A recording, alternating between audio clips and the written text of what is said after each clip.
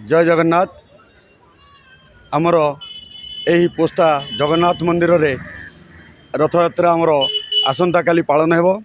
आज महाप्रभु दीर्घ 15 दिन असुस्थ पर आज संपूर्ण सुस्थ हो आज आमर नवजौवन दर्शन संध्या 5टा समय हेबो एवं बहु भक्त माने एठी समागम हो प्रभु को दर्शन करेंगे। बहु दिन धरी प्रभु को देखि नथिबारु बहु दुखर थिबा अंचलवासी माने आज प्रभु को देखि बहुत आनंदित हेबे। आसंता काली आमर रथयात्रा बहु आडंबर भी पालन हेबो। सकाळू समस्त प्रकार नीति सब प्रकार पालन करा जाई प्रभुंकर पहंडी 2टा समय हेबो एवं रथ टणा आमर ठीक 4टा समय आरंभ हेबो। एही रथयात्रा रे आमर ए अंचलर आमर अतिथि आमर डॉक्टर शशि पांजा महोदय जे कि आमर एठिकार एमएलए से एटारे उपस्थित हेबे एवं बहु भक्त समागम हेबो एवं बहु आडंबर रे आमर आमर एही रथयात्रा पालन हेबो।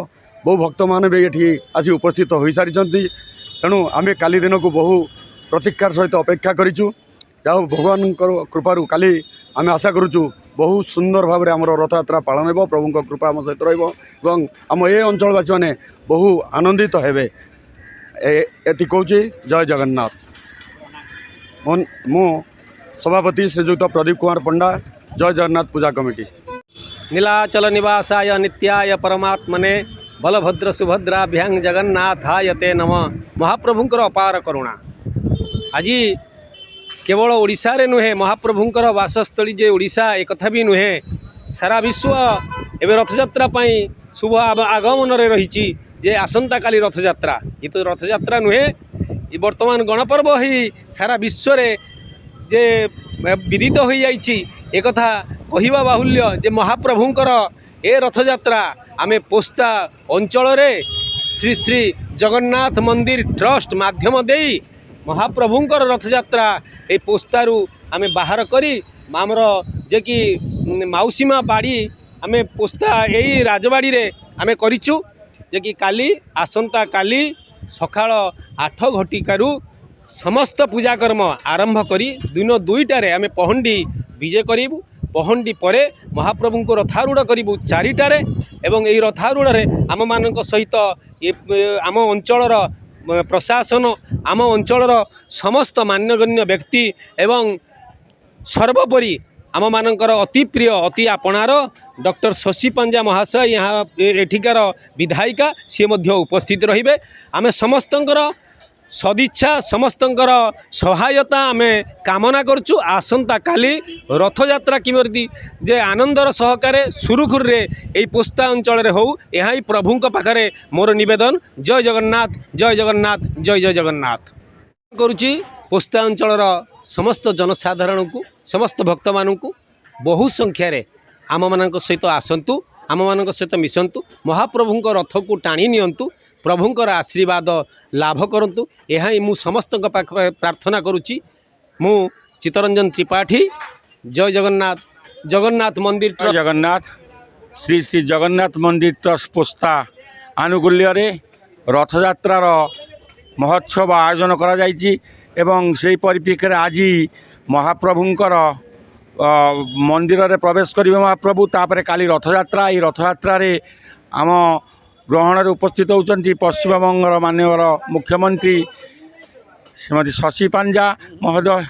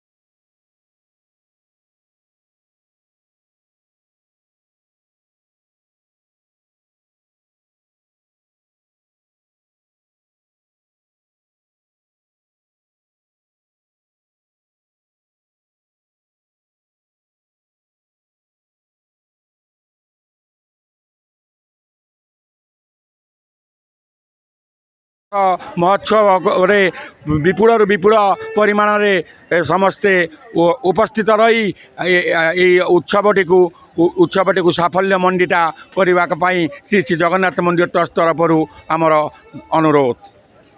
ଅନ୍ନଦା ପ୍ରସାଦ ଦାସ, ଭାଇସ୍ ସେକ୍ରେଟାରୀ, ଶ୍ରୀ ଶ୍ରୀ ଜଗନ୍ନାଥ ମନ୍ଦିର ଟ୍ରଷ୍ଟ ପୋସ୍ତା।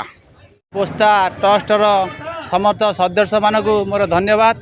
ଆଜି ଏହି ପୋସ୍ତାରେ ଅଭିମୁଖେ ରଥଯାତ୍ରାର ଉତ୍ସବ ବହୁତ ବଡ଼ ଆକାରରେ ଚାଲିଛି। ଏହି ରଥଯାତ୍ରାରେ ବହୁତ ବାହାର ଲୋକ ବି ଆମର ସମର୍ଥନ କରନ୍ତି। ଆଉ ଆମର ଶଶୀ ପାଞ୍ଜା ଏଥିରେ ଆମର ପଦାର୍ପଣ କରନ୍ତି। ରାଜା ମହାରାଜା ବୋଲି ଆମର ଛେରା ପହଁରା ସବୁ ସୁବିଧା ଏখানে ଅଛି। ଆମେ ଏହି ପୋସ୍ତା ବଜାର ଦେଇ ନୂତନ ବଜାର ଦେଇ ଆମ ମାଉସୀ ବାଡ଼ିକି ଏଇ ବାଟେ ଯାଉ। ମାଉସୀ ବାଡ଼ିରେ 9 ଦିନ ଆମର ପ୍ରସାଦ ସେବନ ସହିତ ସମେତ ଉତ୍ସବରେ ଯୋଗଦାନ ଦେଉ। ଏଥିମଧ୍ୟରେ ମୁଁ ମୋର ବକ୍ତବ୍ୟ ଶେଷ କରୁଛି। ଜୟ ଜଗନ୍ନାଥ। ପ୍ରମୋଦ କୁମାର ବେହେରା। ଆଜି ନବଯୌବନ ଆମର ପୋସ୍ତା ଅଞ୍ଚଳରେ ଶ୍ରୀ ଶ୍ରୀ ଜୟ ଜଗନ୍ନାଥ ପୂଜା କମିଟି ପୋସ୍ତା ଏହି ଆନୁକୂଲ୍ୟରେ ଆଜି ନବଯୌବନ ଆରମ୍ଭ ହେବ। ତେଣୁକରି ଲୋକର ଭିଡ଼ର କିଛି ସୀମା ରହିବ ନାହିଁ। ଆଉ ସମସ୍ତଙ୍କୁ ଅନୁରୋଧ କରାଯାଉଛି ଯେ ସମସ୍ତେ ଆସିକିରି ସଠିକ୍ ଟାଇମ୍ରେ ଆସି ପହଞ୍ଚନ୍ତୁ। ଆଉ କ'ଣ ଅଧିକା କ'ଣ କହିବି? ଜୟ ଜଗନ୍ନାଥ। ଜୟ ଜଗନ୍ନାଥ ନା କହିବି? ଭରତ କୁମାର ବେହେରା।